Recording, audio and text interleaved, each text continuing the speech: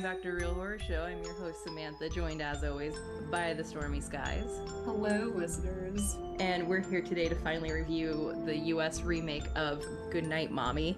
Goodnight Mommy, the smash hit. Which one's the smash hit? Definitely not this one, because I didn't know it was coming out. I knew it was happening, but it came out to nothing. Like, I heard nothing. It was like a secret. Yeah. And it was out. And, maybe it should have stayed a secret. Yes, and to that point we will begin to discuss. Maybe that was a little mean. They did okay. They did okay, but I can also absolutely agree with that statement partially. You know what I mean? Yeah, I understand. I agree. So, Goodnight Mommy is a 2022 American psychological horror film directed by Matt Sobel and written by Kyle Warren, serving as a remake of the 2014 Austrian horror film of the same name. The new film stars Naomi Watts, Cameron and Nicholas Crovetti, Crystal Lucas Perry, Jeremy Bobb, and Peter Herman. The film follows two twin brothers who suspected their mother was switched with an imposter following her recent surgery, leaving her with band-aids all over her face. Yes. Not really band-aids all over your face, more like a big face. Yeah, I didn't. So first of all, I don't think her face was as scary as it was in the Austrian one. No, she looked just basically fine. And that could be like a testament to how surgeries are done differently in like Austria versus the US, like the recovery period. Yeah. But in the Austrian one, she had like the gauze all over her face. This one is just kind of a nice little ski mask. Yes, it's like a ski mask, and it's very like it's almost like see-through, and it seems like underneath she seems fine. Like she doesn't even have any like bruise, like black eyes or anything like that, like you would assume they might have. So. Like at the beginning of the Austrian one, I have a picture of her pulled up. She's brutal. She's got the bruising. She's got the swelling. Oh, definitely. Like she looks like a woman who just came out of surgery. Yeah. And had her whole face done. Yeah. Naomi Watts just didn't get any. She's like, make me look like myself. Yeah. That's what it felt like. It was just Naomi Watts under there. With that, we can get into acting. Because So first things first, the names of the boys are the same as they were in the Austrian version. Elias and Lucas. Yeah. And their names in the Austrian version are that because the actors' names are Elias and Lucas. Oh, okay. And the pronunciation, even how they were using the pronunciation in this movie, was very Austrian still. And you could like argue she's an actress. Of course she's going to give her children pretentious European names. Right. Absolutely. I don't know. There's nothing wrong with just calling them, what are the kids' names? Like Cameron and Nicholas, like that would be fine. Oh, very American. Yeah, absolutely. And I meant to like find time today to at least skim through the original Goodnight Mommy because we have reviewed it, but we reviewed it last year. Oh, okay. It's been that long. It's been a little minute. Yeah, it has. Wow.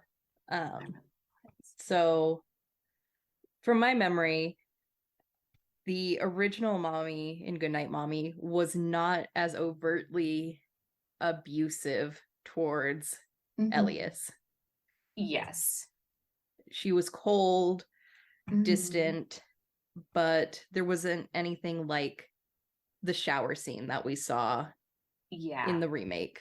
And she was much quicker to fly off the handle. Yeah, she was. Yeah, she was very on edge a lot of the time. And in the other one, she was just very like soft. She was more soft spoken. The only time we ever like got a glimpse of like quote unquote abuse was whenever she was saying that like the other child who wasn't alive wasn't allowed to do this or like stop talking, do whatever, don't do anything with him, he can't have any food, that whatever. And that's basically it. That was like the most extreme. It was a lot colder in the original one rather than aggressive. And a lot of her interactions with Elias were just very awkward for mother. Oh, so awkward. She would say like weird stuff to him. I'm like, that's not how you should speak to like a little kid. You know what I mean? Like, I don't know. It just came off like real strange. in the whole setup for this one versus the original was awkward and strange for me, because for some reason they gave the boys a father that we know exists. Like, in theory, he exists in the Austrian version. He's never really mentioned. He's never shown like he is in this one. Mm-hmm. And so I remember the original opened up with the boys at home waiting for their mom to come back. They were probably staying with a nanny or some shit. Yeah. But this is the father just dropping the boys off to spend time with their mother after something happened, and apparently he doesn't know that she had surgery, and it was just, I don't know, it was a weird setup. Super weird about that. Yeah, she's Weird, like, oh, he doesn't know it's our little secret. Like, what? Okay. a very weird co-parenting Yeah, situation. super weird. Also, the fact that like she said that like they were like a day earlier, some type of weird timing. I don't know. It was very strange. Yeah. But that's not, I like Peter Herman. I've seen him in other stuff. I think he's very handsome, so I was a little disappointed that he was there for like 2 seconds. Yeah. Yeah. Yeah, I feel you. That made his inclusion even more confusing and unnecessary. Just not even have him be dropped off by like a I don't know, like their driver. You know, she's an actress or whatever. So yeah, that would make more sense. It just, I don't know, it felt like it added family conflict that ended up not really existing throughout the movie. Oh yeah, other than, you know, they call their dad because they think she's an imposter, and then she gets mad about that. Yeah, definitely. Or like them having a phone that was their dad's old phone or whatever. Absolutely, for sure. Yeah, so the way that she portrayed the mother, comparatively speaking, was strange and bizarre to me, but also there was different things that I liked, but for the most part she just like acted really weird the whole time. Yeah. Like, and I couldn't think about like why she was doing certain things, so it was just weird. And you can make the argument she's acting that way because the twist of the movie, we know the twist, the Lucas is dead.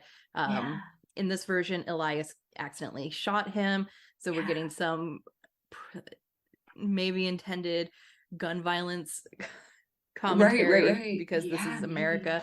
In the other one, I think it was just an accidental drowning. So in both versions you get a version of the mother that is grieving. But I think what we saw in the original makes a little more sense, because she just seemed sad. She seemed just sad distant and depressed. And this one is very, she's like pissed. She's pissed and like to annoyed. To the point that I don't know why the dad would leave the boy alone with her. Right. Yeah. Like, because I got when you set it up like that, the implication is that the father has primary custody of the kids, which isn't super common. I mean, it's becoming more common in the US, but a lot of courts do favor the mother unless there's something super wrong with her. And like, she's so much more overtly abusive. Yes. Yeah. Yeah, I know. And it seems like, I don't know, it seems like she may have been that way for a while too. Like a little bit. Like the boys like her a lot. She does little things that they like, but I don't know, she's just like, she doesn't seem like she's into it, like being a mom. It like, doesn't suit her. Yeah, that's exactly the vibe I was getting from the very beginning. Was she's gonna welcome you with open arms, and then doesn't know how to interact with her child, who's I think 10 years old. What? Super weird. And like, yeah, it's like she is not interested, and she's like annoyed, and she's trying and it's not working. So it's almost like she doesn't know what she's doing with them. She's like, I don't know where to put my hands. Like, do you want to eat? So like, what do you do, kid? It feels like they've been separated for so long that she doesn't even know how to handle her son's dissociative identity disorder that's come about. Like, she hasn't been a part of his care and therapy. So it just, aspects like that make this feel like a super lazy remake. I know, and we'll have to talk all about that, because there's so much stuff that like, if she is aware that he is that like mentally distressed, and it's like dissociative identity disorder, and he's violent, and she's and like what she's supposed to do is pretend with him. Like that doesn't sound quite right to me, you know. So we'll have to get into more of that when we get into plot. Yeah. But I guess let's talk about the boys, because like the first one, the weight of the plot falls on the shoulders of these boys, and I don't know which twin plays who, but I think Elias was a better actor than Lucas. I think so too, and I think he did really great. And the whole time I wasn't sure if there was two actors, but now I see that there are twin actors. Is in the other one, Sam? Do you remember if they are? They're still twins. They're still twins in the other one too. Yeah. Like, oh, cool. Yeah. There were no special camera tricks. I think the original twins are identical, but these two I think are fraternal. Okay. Just looking at them, they have very different face shapes, but they are twins. Yeah. Okay. Cool. Like same age though, so they can make them try to look similar. Yeah. So I thought Elias was the stronger actor. I'm saying Elias because that's the American pronunciation, not Elias. Yeah, I know. I kept wanting to say like, oh, his name's Elias, but then they said Elias, and I was like, oh, Elias, like Yeah, I was just confused. Oh man, yeah. But I think they did well, though. I mean, especially the one that did play Elias. Yeah. I think they were. It's easier for me to pick up like American kids acting, and if it's weak versus the Austrian, because I don't speak the same language, and every language has different inflections they use when they're talking. I do think they were weaker actors than the original two, but for all I know, Austrians think they were shitty actors. So. Right, yeah. But no, they did fine. Yeah. But Elias was definitely the better actor. Yeah, definitely agree. And one of my other sort of favorite actors popped up. The one of the police officers, the guy, his name's Jeremy Bob or Jeremy Rod or something. But he's I always like to see him when he pops up and stuff. He's a pretty interesting actor. Yeah. Jeremy Bob, yeah, that's it. But yeah, with that, let's get back into story. We've already discussed how weird and awkward the setup for this movie is. Super weird. Yeah, they've been staying with their father since their parents' divorce. Upon seeing her again, they're disturbed to find her wearing a whole fucking bandage over her head. Yes. Resembling a white balaclava. I don't know what that word is. Oh, okay, yeah. Definitely a ski mask, yeah. They immediately realize something is strange with her. And she refuses to sing their lullaby. The same plot points, like refuses to sing their lullaby. Elias finds his drawing in the trash because before arriving he drew this picture of them with their mother, and it's from him and Lucas. And then they look at an old headshot of their mother, who has green eyes, but now she has blue eyes, and that's not right. Yeah. Then one night when she's taking a bath, Elias attempts to remove her sheet mask she's wearing, and then they argue, and then he and Lucas run away to an abandoned house, and so that sequence was a little different from the original. Yeah, it was. Yeah. They made choices to do a couple more obvious horror scenes with her peeling her skin off, and then that was wild. And then that zombie thing coming in through the window while they're at the abandoned house. Because we're Americans and we need the jump scares. We can't just be entertained by an uncomfortable situation. Right, yeah, it was fine and uncomfortable the way it was, but I didn't really need. I mean, like, I understand he was having like a nightmare, but like it was definitely a zombie creature. Yeah. Like, okay. And then the police officers find them in the house, bring them back home, and she's removed her bandages. And it's her. It's really their mom. Yeah. But they don't. The boys still don't believe her. Definitely. So what do? They tie her up to the bed. Yep. And this goes back to the other one, the original too, is that they do the same with her. Yeah. Tying up. She tells them the contact thing, which was another point in the original. Yeah. Lucas is the one that finds the purse and says, "There's no contacts in here." They try and call an Uber. The Uber doesn't come because Lucas is the one that ordered the Uber, so of course it doesn't come. I was gonna say, did Lucas? Yeah, I think he's supposed to be the one to do it because he said, I just finished watching this like an hour ago. Yeah. So he was like, "I'm gonna go call us an Uber." I hate to laugh, but that's really funny. I'm not a fan of speculating on anyone's sexuality, especially a child's, but yeah, Lucas is definitely gonna be a gay man. Like, he was very, just like his inflection in some words. Yeah, he's very flamboyant. He was very flamboyant. Yeah. And just when he was like, "I'm gonna go call us an Uber." I'm gonna call us an Uber. And then like when they were sleeping, remember when they were sleeping in the abandoned house and the other one was like, he was like, "Tell me a story." And he's like, "About what?" Yeah.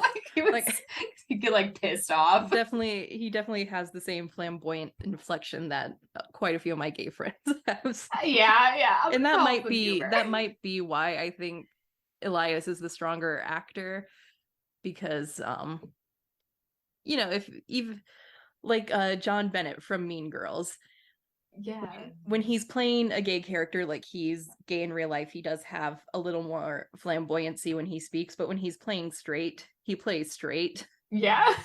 But this is a child, so right. I'm not gonna vault him too much. Yeah, but definitely. I think because of that, like in the original, Lucas was definitely the quote unquote evil twin, but in this one, I would have swapped the two personally, made the actor playing Lucas play the living one, because I think the actor playing Elias could have done a better job with the more sinister qualities of Lucas. Yeah, because with the flamboyancy comes like a little more innocence. Yeah, almost. Definitely. Yeah, and he's like the bad twin, but his delivery is very light, so I can agree with that. The other one was much more intense. Yeah. Elias. I'm gonna call it an Uber. Like that didn't come, Lucas. Yeah. So Elias says, "I forgot my toothbrush," and he just goes to check the purse himself, and the contacts are in there, and Lucas is like, "No, I can explain." But Elias makes the decision to free their mother, which he does. They have a tearful reunion. This is where the biggest changes happen from the original. Because, and as I was reading reviews on the Wikipedia page, I agree with so many of them that they softened this movie quite a lot, especially here at the end. Yeah. Oh, yeah. I mean, not the death of Lucas, that's pretty horrifying. Yeah. But the other stuff. The torture of the mom, the way the mom dies, is very different and a lot softer than what we saw in the original. Yeah, she's barely tortured. So the mom is sick and tired of Elias's bullshit. So she takes him out to the barn, and this is super fucked up of her. I don't think this is the right way to handle this situation. I don't think so either. I don't think any therapist would recommend it. But the therapist is like, make sure you pretend that Lucas is so the therapist sucks. So she takes him out to the barn where they were forbidden to go while they were staying with her. And they go up to the loft, and they had gone in there earlier and saw red on the wall, and it was like, "Oh, it's just paint." And she's like, "No, it's not paint. It's blood. And I know you didn't mean to shoot your brother. You thought the gun was empty." Which is where that American anti-gun propaganda kind of comes in, is absolutely, you never know that a gun is empty or safe, so you shouldn't handle it, which is good advice. You never should. Right. But so American because they have a gun. Yeah. And that's fucking dark. That's a lot darker than an accidental drowning. It was really dark. I didn't know they were going there. Yeah, so it's revealed that Elias accidentally shot Lucas while they were playing with a gun, and there's still blood on the wall. I don't know why they still have the fucking barn up, or why they didn't replace that beam, but it's there. It's there. The bullet hole is there. Yeah. And what does she say when she's like holding this? She's like, "Say it," or like, "Look at it," or like, "Say that you killed," like some crazy shit. Yeah, she's she like wanted doing him. Traumatic she wanted stuff. him to admit and say Lucas is dead. Oh, because he's been living in his head that Lucas still is alive. Yes. And he can't handle it. He's like, "No, you're lying," and proceeds to push her off the loft, which is like I don't know. I feel like she would have survived. Oh yeah, fall. yeah. I don't think she was dead. I don't think she was either. I think she was knocked out and he didn't bother I to think she try was to wake knocked her out up. because it wasn't that high of a fall and she landed in hay. She did, and then she also didn't look like she was in like a dead position. Yeah. Like I Like there think she was was just like no KO'd. bleeding from her head, nose, ears, Yeah, mouth. right. The usual signs of head trauma. Or there was no like weird body placement that would show like a weird broken leg or something like that, you know? Right. No, she was probably just KO'd or like got the wind knocked out of her, whatever. But the lantern that she chooses to use instead of a fucking flashlight like a Oh, normal person. oh my God, I can't wait to talk about that. Pissed me off. But go ahead. The lantern broke and the barn catches on fire and Elias gets the hell out of there. Yeah. The barn like, burns "Oh, the barn burns down behind him, and his mom burns in there. the ghost While of his she's mom knocked is, out. yeah, the ghost of the mom comes and is like, you didn't do anything wrong, and kind of like the first one, they walk off into the woods together, a happy little family, sans the dad, who is alive and well. Is gonna He be doesn't like, know what the fuck is going on. he's gonna get a call that his ex-wife is dead and his child is missing, and he's like, well, dude, they apparently they were like saying that they called their dad a bunch of times and he wouldn't answer, so he's ignoring them. Why is he checking his phone? I had no reason for the dad to be there. Like, if I know, I would have respected this a lot more if they did anything interesting with this remake, but they just like softened it a lot. Yeah, they really did. Like when the mom's tied up in the original, the kids are fucking brutal to her. They torture her. They like stab her or some crazy shit. They like fuck her up. She like pees on the bed and shit. It's like all they really did in messed this one up. was dump a bucket of ice on her, which is and it upset her, and they're like, "Oh fuck, you should probably let it go." But the only reason they free her in the original is because she peed the bed, and they're grossed out by that, so they want to change the sheets. And she tries to make her escape in that moment, but they booby trap the house so she wouldn't be able to. That's right. And then when she wakes up again, they've super glued her to the floor. Oh, that's right. Yeah, that's insane. So, but for this movie, she was in the bed for like 3 hours. Yeah, and couldn't take it. Yeah. So yeah, they softened the way the mom dies. They made it very much an accident and not, oh God, intentional by the child. Yeah, and also we do not see her catch fire or anything like that, like we do in the original, which is the most shocking scene. Yeah. Because they show it and we're like, oh shit. That was, remember we were watching it and like your power went out or something. Oh yeah. Remember? That did happen. We just watched the end, like it was like 20 seconds. Yeah, we were right at the part where they set the house on fire with her in it, and then our power went out and it was upsetting. It was that just totally buzz killed the moment. But yeah, I do want to make a quick note while it's in my head. This bitch had a gas lantern and she carried it into a decayed barn with hay and dried wood as if that was a safe thing to do, like a clown instead of like a like an electric one. It's 2022, like we all know it's 2022, it's modern, so like that felt a little convoluted to me. That you get one of those that is 2022 and you would be using that instead of just a flashlight or your phone's flashlight. Right. Or like one of those like solar lamp, something like an outdoorsy, I don't know, but not like, oh, I live on the farm and like it's the 1730s and this is what I got. I don't even think you can get that because it's not safe to have. You know what I mean? Like you can't even get that. So it was a clear choice that they wanted to make her death accidental. Yeah, and they needed something to cause the fire, so it had to be something. Yeah, because it was an accident. Like I don't know. It just wasn't a good remake. And I don't know why they decided Goodnight Mommy needed a remake it's softer than the original. It is. It's way less intense. And then as you watch it, it's all really weird and it feels weird. And so you're just watching it and then it's over and you're like, Oh, all right. Well, that was kind of really weird. That's Yeah. that. You don't really take anything from it. Mm-hmm. Man. Whereas The other one was fucking insane. the other one was like a nice chiller that just went off the rails at the end. Oh God, it really did. And even the ending scene, whenever the twin does like see the ghost of his family, they're all singing like a creepy ass song. It's Mm-hmm. creepy in like a good way. This movie is Oh, like weird and I think strange I in would like a have bad way. I would have Yeah. ended up liking this movie more if they did that because The lullaby, yeah, yeah, but they didn't even go back to it. yeah, they Shit. should have ended on that. Oh yeah.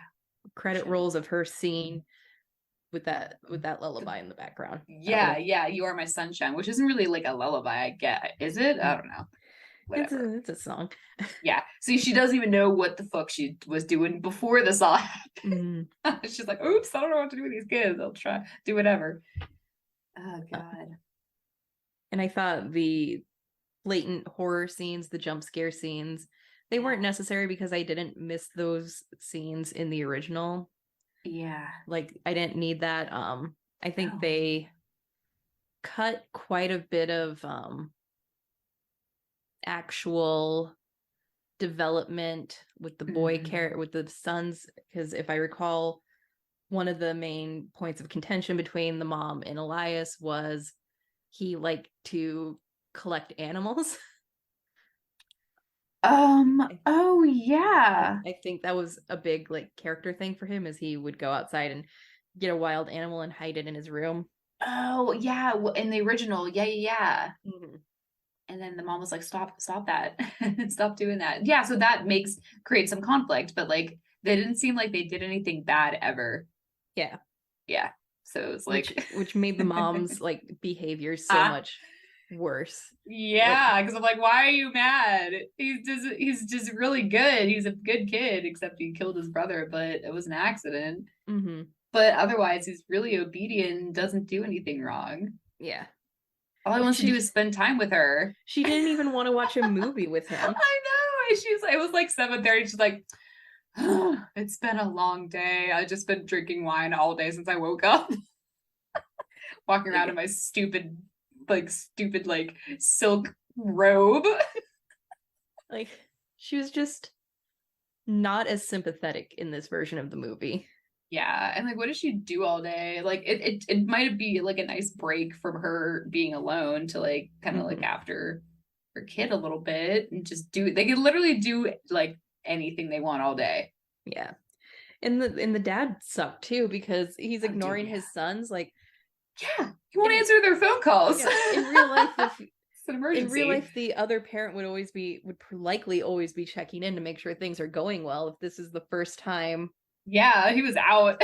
Once he chopped them off, he was like, goodbye. Yeah. God. And the mom didn't even like come out to meet them in the house. Like they had to like go inside and like find her, which was also like real strange. She doesn't want the dad to know that she had a little procedure done. Yeah, a little procedure. But then she's like, yeah, let's talk about the procedure, and like how it differs from the original. So in the original, it's really gnarly and stuff. But does she describe why she got the procedure? No, I think. Why? I mean, I think you can gather. I think it's implied in the original that she's also an actress or a TV presenter. Oh, and she just got like work done. Yeah. In this one, it really feels like the mom is not only is she sad that she lost her son, but there's also this weird undertone that she's upset that she's getting older. Yeah, and she keeps saying that she's like ancient and old, and I'm like, okay. Yeah, because we had that weird scene where she's dancing in front of the mirror in her underwear. That was the weird. I can't wait to talk about that, because that I can't stop thinking about that scene, and like it was so awkward and weird, and I don't understand. Yeah. Like you're fine. Yeah. You look great. Go spend time with your child. He's clearly depressed. Like I don't know, maybe Elias wouldn't hallucinate his brother still alive if his mom paid attention to him. I know. She's like, leave me alone. I'm going to my room to sleep. And then she's like, it's like 11 o'clock in the morning and she's doing that. But like also the music is pretty loud. So I'm just like, what the fuck, man? You're the one who apparently wanted this weekend. Yeah, and then Well, she I'm like saying The smokes in Weeknd. secret. Yeah, like The Weekend or whatever. But oh man, everything about her was just uh, Off. off. Yeah, but like it wasn't working for like Yeah. what was happening in the movie. Yeah. Unfortunately, I wish it Like did, but it didn't. she like obviously she needs to be off for this to be a horror movie, giving us Yeah, the impression that it's an imposter thing. But the way right. she was off in the original was just that she was colder. She was Yes, more distant. We didn't need these weird scenes of her dancing in the mirror and and like fucking having a freak out and yeah. just like breaking that kid's door with like the crowbar Yeah. and spraying him with ice cold water. She was so aggressive. I know, yeah. And then she like pushed him one time and he fell and like, oh, whenever he was in the barn, she like injured his elbow or whatever and stuff. I don't know. She Yeah. just like didn't give a fuck. So like with the way Yeah. she was behaving, I would have been fine if they didn't keep the twist of Lucas being dead. Yeah. Because I don't know, it just didn't. Maybe because I knew the twist was coming, it just didn't Mhm. pay off in the same shocking way. It didn't because she didn't like do. I know that there were times when she said, like, don't listen to him, listen to me. But then I was like, well, the way that she's saying it, if I didn't know the twist, I'd think he was alive. Hmm. But there's little things in the original where she says, like, oh, he's not like she didn't allow him to eat food. And I was like, oh, that's different. Like maybe he's Hmm. not alive. You know what I mean? So there's like little things other stuff that she did, like tore up the picture or like put their like photo of the twins down. That doesn't single out the twin that's dead. So you can't even pick up on that if you don't know the twist. So Yeah. you're right. I agree with you there. It didn't make it good in the Hmm. end when the big reveal did happen. So I Yeah. don't know. Like Yeah. I feel there you. was clearly also going back to her whole surgery. There was Yeah. clearly also like she's depressed that she's getting older. So Right. I thought we'd have a bigger twist or like something revealed that they got Mhm. divorced because he was having an affair with a younger woman or something. That would Um, make sense. Yeah. Yeah. But I guess their divorce was just because of the death of their child death Yeah. of their child, Right. Yeah. Yeah. which Yeah. is Sometimes it's yeah. realistic that that It would is. happen, Yeah, that could but it didn't happen. really tie in to her wanting to get the work done and that Right. whole the obsession Yeah. with her looks and the weird mirror dancing. Yeah, like not no decisions made like had anything to do with the plot. And so that's why it's like we're trying to figure out why people are making choices in the movie. You know, Hmm. so you're grasping at straws. So that's what makes it so awkward because you really don't understand Yeah. why the next choice is made because none of it ties together. Oh, and the Which, dad even yeah, said at the yeah, beginning of the movie, I don't think she'd want to see me right now, yeah, as to why and he that didn't go inside. right, that makes sense because you're like, oh well, they're like probably separated or fighting or like doing whatever because something happened. But we never know what the fuck happened, and he's just like out Yeah. after that. So like I don't know, it could have been like Yeah, it could have all been tied a little nicer. Like she yeah, has a drinking problem, but what if she had that drinking problem prior to the death of Lucas and that's why they went out to the barn, how they found the right, gun and how yeah, the accident happened and why she's so mad at herself and so mad at yeah, Elias and because why the she's divorce guilty. happened. Right, absolutely. But they didn't even they didn't tie anything together like at Hmm. all. Like every behavior was just isolated and just it didn't Hmm. matter. It didn't matter in the end game of the Yeah. movie. Yeah. And I can't remember that much of the original that well off Yeah. the top of my head regarding their family life, but I'm Hmm. more forgiving of the original for not like having this kind of backstory for the family because Hmm. the dad never came up in the original. It was just Yes. she was a single mom. They Hmm. had a family, but the dad never came up. They're not like call dad. We're going to go back to dad. We're going to call an Uber and go back to dad. Right. Yeah, they had nowhere to go. That's why they were running around town and nobody was in town. Yeah. Um, yeah, so the yeah, exactly. So it worked out better that way. So this one should have done more with the father figure because they kept bringing him up or just didn't have him in the picture. So like have it be he's having an affair with a younger woman and that's why she started drinking so much. Who knows, maybe one night she's contemplating suicide and drinking, and that's why the gun is out and not in a lockbox. And definitely. So just like little things like that would have differentiated the characters and made it a point why the dad was their primary caretaker, because that would make sense too, why he would be the primary caretaker, because she was the one who was drinking, had the gun out, and that's why the kid was able to get to the gun.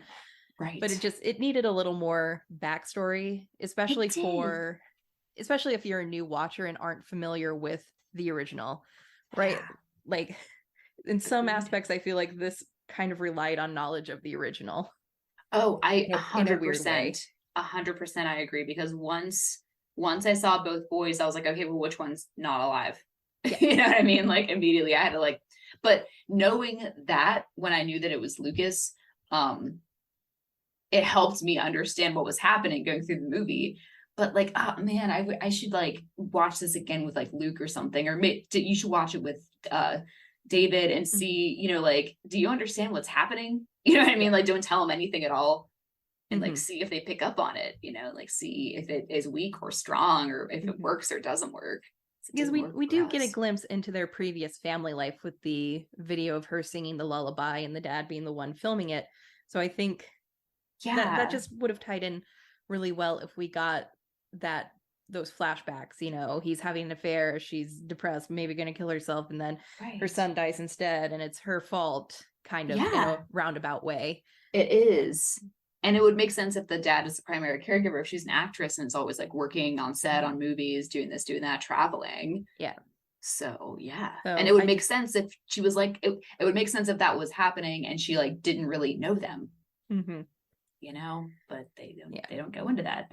I'm never fully against remakes, whether it's a remake of an old movie or a remake of an international movie. It's just justify your remake, right? Just like do it well, bring in something new.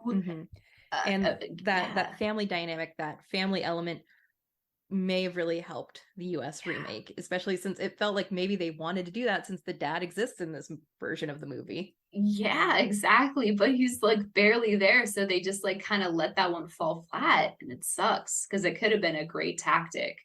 But no, he doesn't even answer the phone for his boy. And he knows he's fucked up. That's another thing. Like there's an insinuation that they know that he has something that's like stuck with him, this trauma, and he is and the mom is aware that he is seeing his dead brother, and she says, don't talk to him, talk to me. So she knows she has to quote unquote play along, which is like insane in its own way. So I was like, what is happening? Why is he not on medication? Like what, like how long ago did this happen? Right? Like there's so many things, and it just doesn't add up. So reading a couple of reviews. From the AV Club, the original Austrian film had shock value and genuine gruesome horror. This new Americanized version sands the edges off of the narrative at every chance it gets. Oh yeah. Oh, that's a great description of like literally it. That's great. It's exactly what it did. Yeah, there was nothing there. That was scary. Pulls back too much from the violence and torture that made the original such a sublime ordeal. Yeah. I mean, definitely. I mean, if he was having he was just like freaking out. The kid was freaking out, and he tied his mom up, but he like the torture should have been prolonged, because it would have like been all the more disturbing, and it would have been more relieving for her to be released. She was released in a matter of hours. And so there was absolutely like the teeniest buildup that didn't matter, actually, you know, honestly. So. And the cops said they were going to come back later as well. So there were so many like fail safes that kept happening with these cops, and it just gave us no consequences of anything. So shit. Yeah. And I did go into this with an open mind. Yeah, I know, me too. I was like, oh, maybe this is gonna be really good. I really like Naomi Watts, you know, all these things. And because Naomi Watts is super into Yeah. doing American Woo! remakes. Yeah, doing American remakes, doing movies and stuff, doing horror movies. Their house they lived in was actually really beautiful, but that's like another Naomi Watts American remake, The Ring. Yeah. Like the US version of The Ring is generally well received. It's good. It's a good movie. It's a very good horror movie, and this is like not good. it's an example of an American remake being done very well. Yeah, really, really well.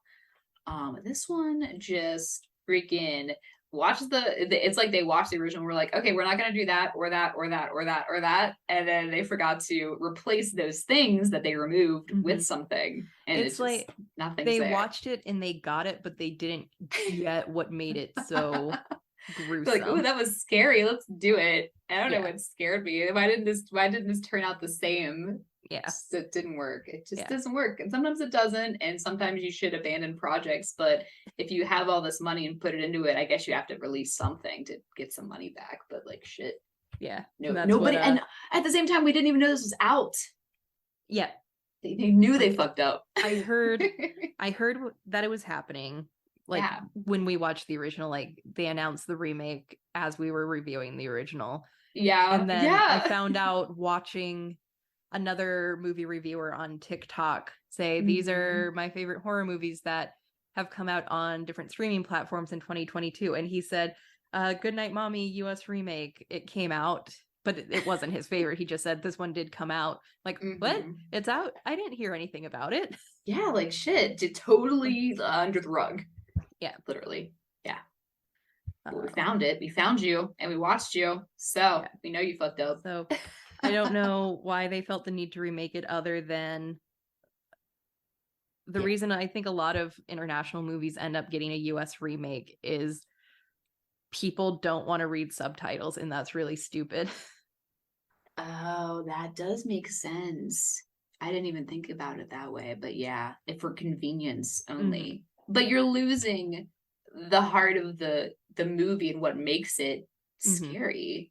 Because that was like a really shocking movie. Yeah. So like this movie is not at all shocked. I was just shocked at how it wasn't that good at all. That's what shocked me.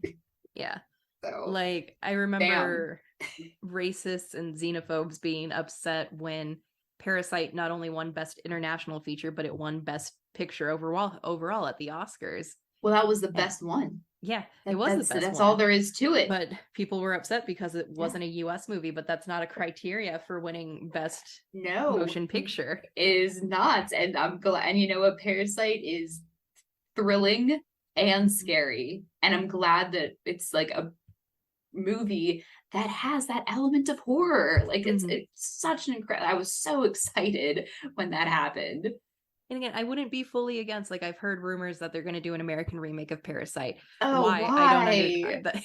It's not going to work. It's not going to work because we're not in that same region where it makes sense with the plot. Oh my God. Like I could see it potentially making sense, but that would require an American director to understand. Yeah, right.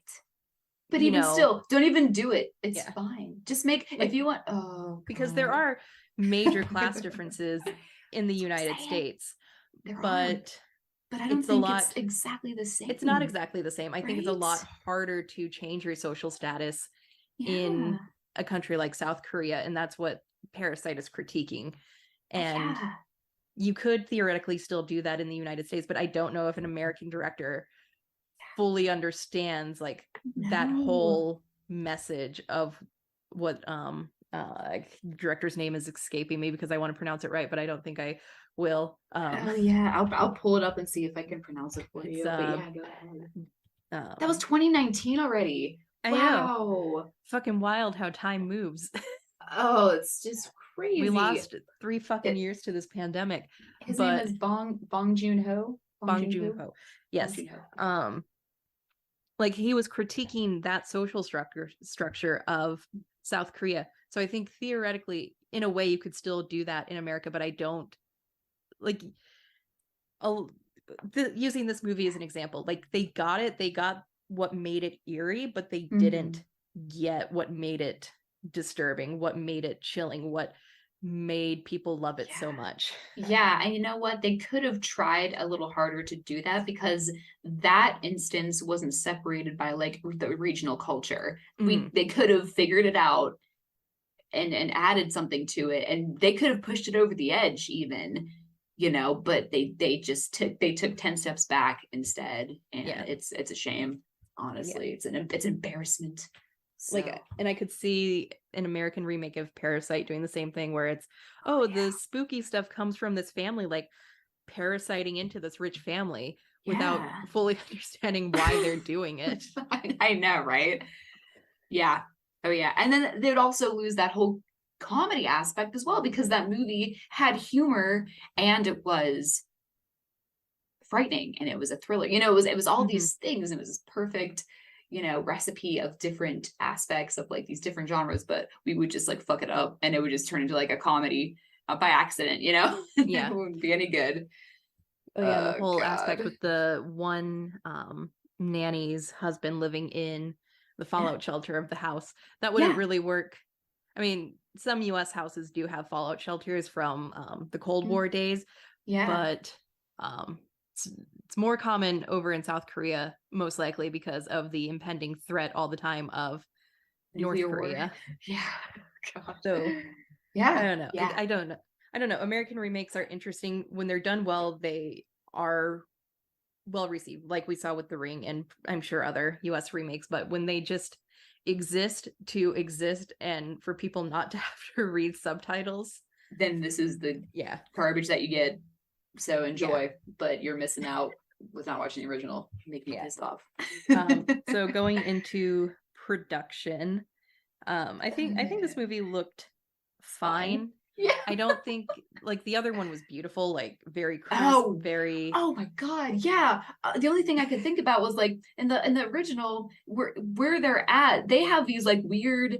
The ground is so weird that they go and like jump up and down on like these gas pockets underneath mm. the dirt in the ground. I was Oh like, this is yeah. insane. Remember that part in the beginning? I was like, Hmm. this is crazy. So everything about it is eerie and beautiful, and their home is great, but the space Hmm. they're in is very isolated, but yet beautiful. And here they're just at like the farmhouse in New York, and I'm like, Yeah. okay, rad. Yeah, it That's just it. like the cinematography was done well. I like some of the Yeah. shots they used to kind of hint that Lucas wasn't real. He was a ghost. Like Yeah. the one that comes to mind just because I finished watching this today Yeah. when Elias is talking to the police officer and Lucas is behind the glass door and he's Oh, a little he feels transparent. I thought that yeah. was a very well done shot. But That I don't was know, the good. original was just so beautifully shot and in such a Oh yeah. beautiful location. Yeah, this one just like it was just fine. You're absolutely right. It was good because a lot of money was put into it. We had big actors and the location was nice because the home was beautiful because a rich person lived there. And Hmm. that is that. And that's what it was. Yeah. Yeah, there were some nice shots that were they actually thought about it that time. And then there were instances where everything was in shadows or like everything had to be dark during the day because she was healing, like the dancing scene. But other than that, it was just bright and you know, not too bright, not too dark. Everything was just pretty balanced very well, but it was just fine. Yeah. No gore to talk about, no nothing, like Hmm. no gnarly face scars, like everything looked Oh, fine. And I'm you're like, right there is because literally nothing wrong. we didn't see the Right? mom catch on fire. No. And also when we did see the flashbacks of her in the barn with like the dead kid, there was some blood like on Hmm. her like shirt, but like I was like, dude, I need to like see it happen if we're I gonna go there. Like, what was this rated? I didn't even look. I think it's rated R. Why? Maybe less. Yeah, Let me jeez. check. Yeah, because now I'm like starting to question, like, what? How is this a horror movie? It's just like a movie that's it's like one of those like black like horror noir or I don't know what I'm trying to say, but it's definitely not what they wanted it to be. Yeah, this is rated R, so I don't know why Ah, it's did they rated R. swear? They may have sworn. I didn't even Uh, notice. I didn't They either. did. Um, but no, Good that's a good God. point. This could have easily been Right? PG-13 and reached a wider Dude. audience. That's what But I'm saying. like Yeah, there's just no like nudity. No. And Dude, it said there was nudity when I was about to watch it though on the Amazon Prime thing. It was like, and I was like, oh, is there going to be like a nakedness? You know what I mean? But like there wasn't any. She was in the tub, okay. And then she was in her bra underwear, okay. But there was not nudity, in my opinion. Like, right? No. I don't know. So whatever, man. Amazon Prime like had me go, and I was like, is she gonna be naked like she was in Funny Games? Is it gonna be like that intense? And they had me going, but no, no reason for her to have been naked. So yeah, no, that's a really good point. Right. And that raises something else that kept popping into my mind is this movie came out this year, but it felt dated in a way. That's what I was feeling that whole time. And I don't know why I felt that way. Like, yeah, they had smartphones, like whatever, they play outside, but like it felt older. Like it felt like everyone was out of touch or something weird. I just got that vibe too. I really did. Yeah, I'm glad you brought that up. Like it felt weirdly dated, and I can't put my finger on it either. Maybe it's like, even with a PG-13 horror movie like A Quiet Place, they killed a kid like in the first 5 minutes.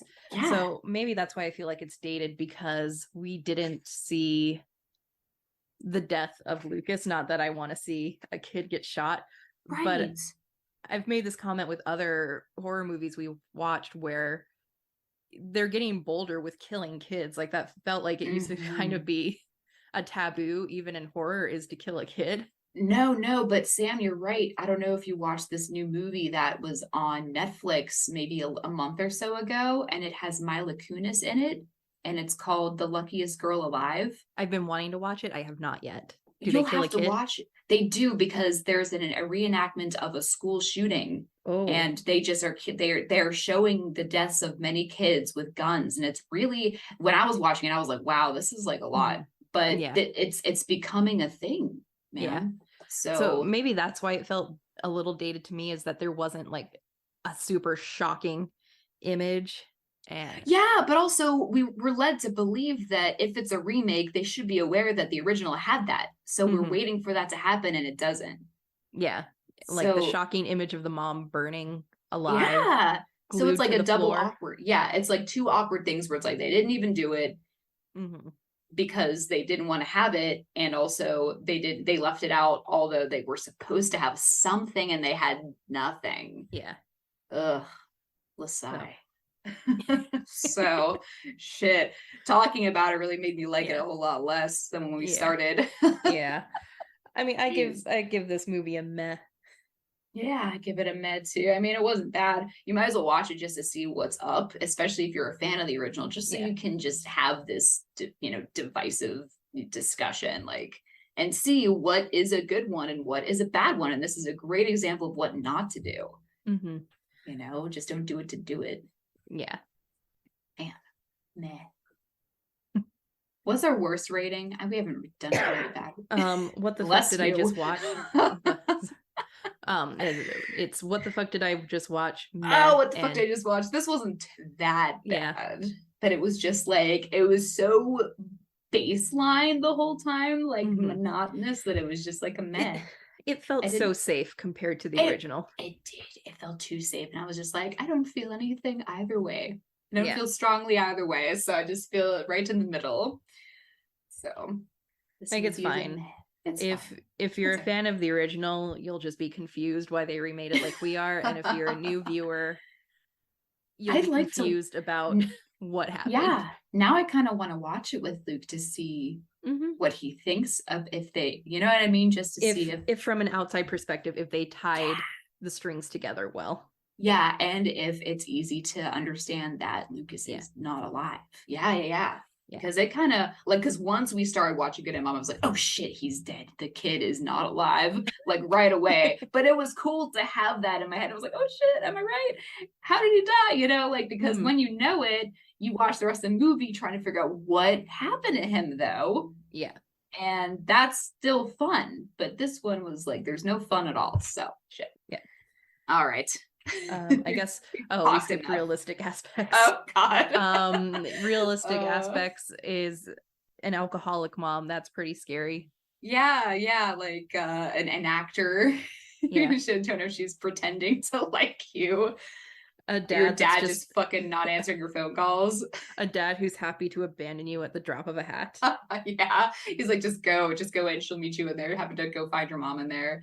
Having the police, you think you're being taken to safety, but you're being taken back to your house. You're like, your abusive parent. Yeah. Having dissociative identity disorder, like for real. Mm-hmm. Like, dang. Having a child that had that trauma and that happened, you know what I mean? Oh my gosh, so many things. The whole thing is it's very realistic. All the pieces can be taken, and also the gun violence thing. So all of that stuff is very realistic and very scary. They just didn't use it in the right way to present it to an audience. They're like, oh, this is going to be really intense. And it just did not work. It didn't. Mm-hmm. Not like the other one did.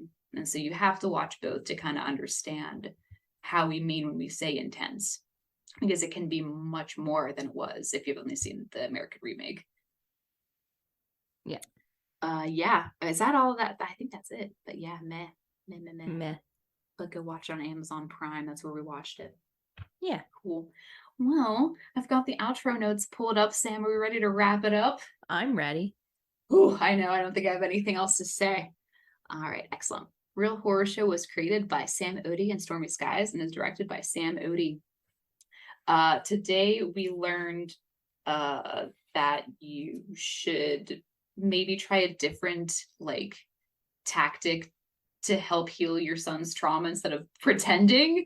Instead of saying, just say it, say Lucas is dead. I don't know, that seems extra traumatic to re-traumatize him, in my opinion. I don't know.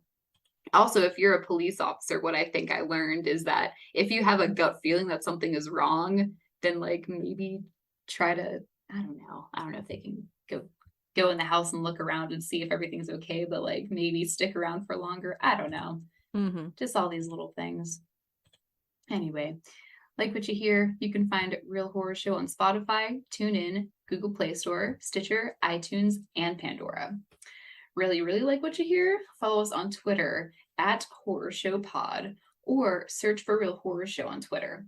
Follow us on Facebook at Real Horror Show, like our page, and share our stuff. We also have a website that all of our written reviews and podcasts can be found, realhorrorshow.com. Also, I want to make a note that after the holidays, I will be updating this outro. We're also on Instagram. I don't know if I ever mentioned that ever before. But we're true. Mostly on Instagram. I don't think we've updated the outro since we started, so I'm gonna take care of that business right now. And also, because Twitter is in shambles, Sam recently, we're on TikTok too. Yeah. And we're on another thing. Sam, what is that other thing? Hive. Okay. Hive. So yeah, we're just not just on Facebook and Twitter. We're on it all. Just find us. Real Horror Show Podcast. You will find us. We have the same profile picture. Yes. Anyway, want to interact with us? Want to make sure we're real humans and not space vampires? Comment on our website or email us at realhorrorshowpodcast@gmail.com. Want to argue with us about something, or think you have a really great horror movie review that you're dying to share with two random strangers on the internet? Submissions are open for movie reviews. Check out the submit page on our website before sending us anything. And if it's not done according to the rubric, it will be disregarded. Sorry, not sorry. We love horror, and if you're listening, you do too. Please help us keep our project going by visiting our support page on our website, where you can make a one-time donation via PayPal. We also have an Amazon wish list if you feel like buying us something tangible will help convey your love more than a monetary donation would. Also, you can find the Buy Us a Coffee button on our website. It's a button you can click that will pay us the amount you would need to buy a coffee. A little bit goes a long way. Sometimes we can't help out artists monetarily, and that's okay. By simply liking, sharing, retweeting, and even giving us an awesome review will help us out tremendously. And any other pertinent news, I do want to say that it's December 16th right now while we're recording this, so that means the holidays are right around the corner. So there may be a little breaky poo that's going to happen soon. Probably. Yeah, other than that, I don't think there's anything else pertinent to discuss. I don't think so. Yeah, we'll let you know when we have Breaky Poo, and then we'll be back at it first thing in the new year, 2023, baby. Hell yeah. Our outro song is called Creepy Doll by Jonathan Colton. Thank you, fuck off, and have a swell evening. And this is Real Horror Show signing off. Bye.